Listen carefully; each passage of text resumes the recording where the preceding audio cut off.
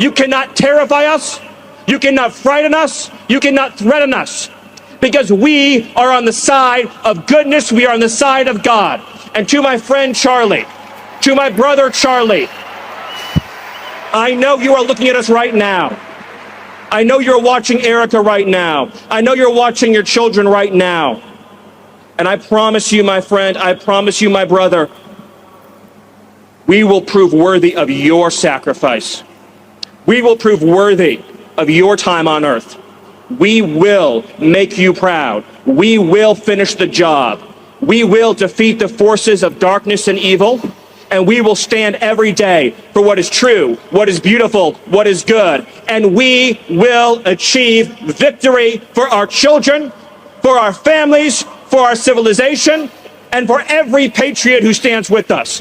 God bless you. Okay, so there it is. I told you, their God is another being entirely. He says that they're on the side of God. And that God believes like they believe, which means it's no kind of God. It's a hateful, spiteful, vengeful, cruel, dehumanizing, vicious God that they believe in. So yes, just like the Romans, just like the Athenians, just like the slave masters of Philadelphia and Monticello. Imagine cynically using the death, the murder of his supposed friend to try to incite division and revenge, to try to threaten and boast and to negate the humanity and the basic human value of everyone who disagrees with his toxic doctrine. All emotions must be channeled into hatred and anger, aggression, intimidation. This is their reflex.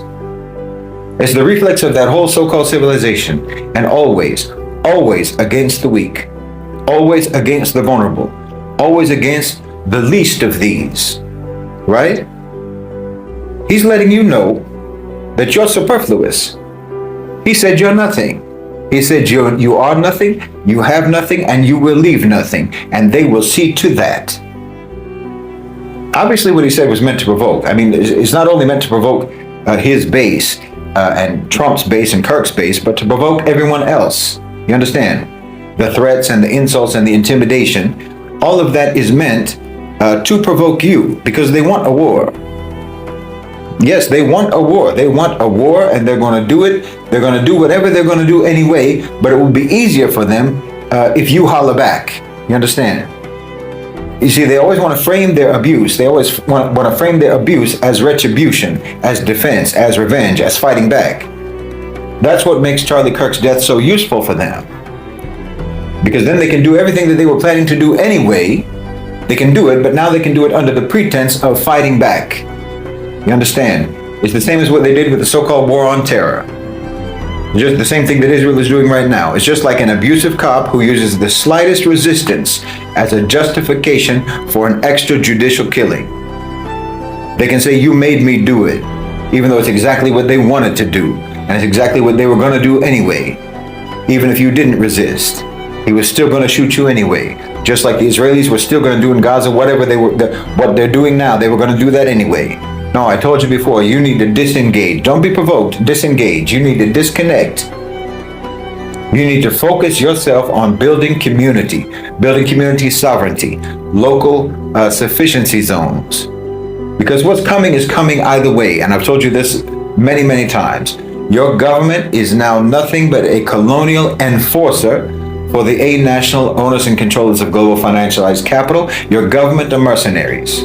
You need to understand yourselves over there in America as an occupied country and act accordingly. Meaning build autonomous communities.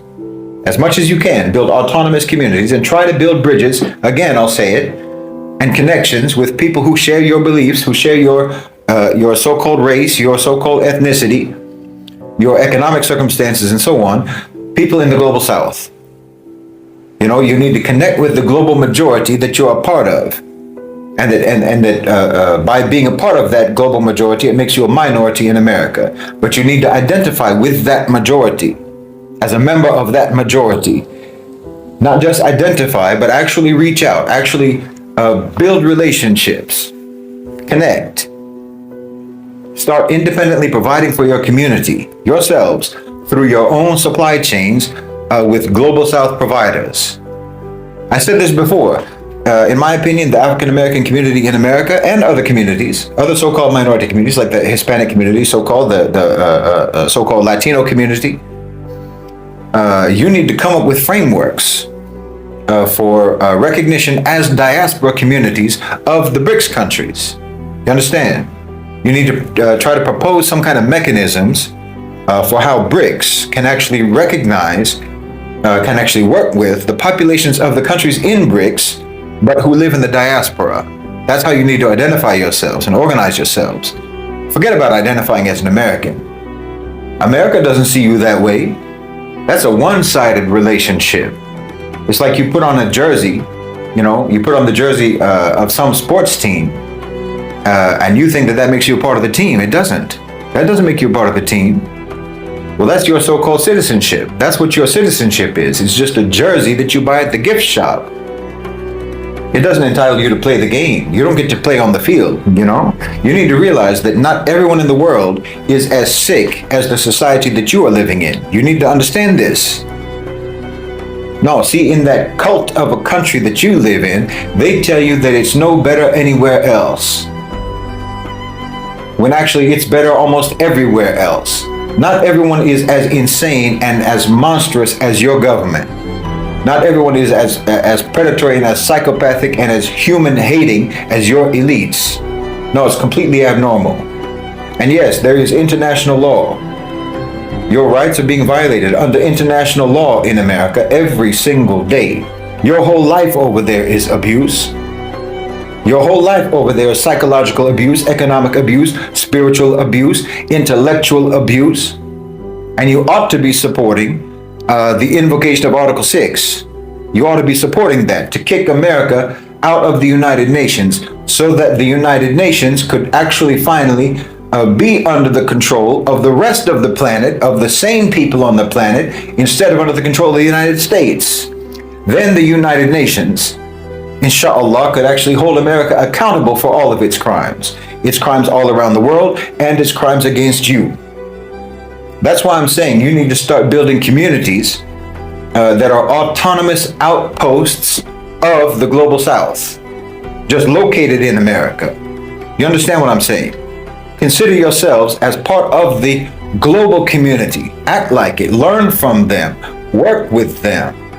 Think about your human rights and your civil rights in terms of the global standards and the global norms under international law, not under your so-called constitution that isn't even worth the paper it's printed on.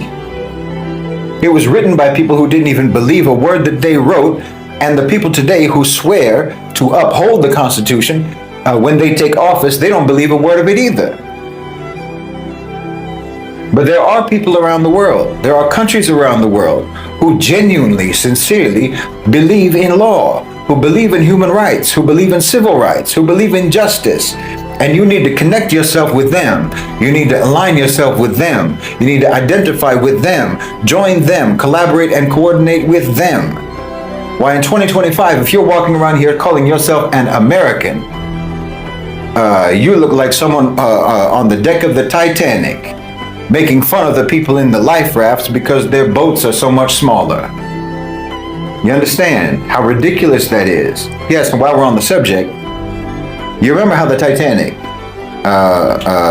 when it was sinking, how it turned completely vertical and then it split in half, right? Well, that's how you can understand your right and your left in America.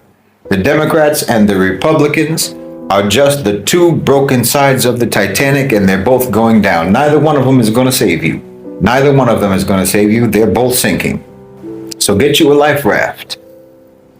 You need to get on one of those little dinghies and save yourself. Because when you have these people literally in your face calling you nothing, you best believe they're not going to help you.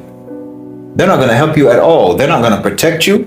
They're not going to save you. They're already calling you nothing just so that they can get busy drowning you, and no one will complain about it. No one will raise any fuss about drowning you. I'm telling you, you need to understand what's happening. Don't misunderstand what's happening. There's no fight here. You can't fight against the fact that the ship is sinking. That's not a fight situation. That's a survive situation. That's an escape situation. There's no fight to be had in this scenario. And I'm not telling you to flee the country, even though that's what a lot of you are doing. There's a lot of Americans. We're seeing a lot of that recently.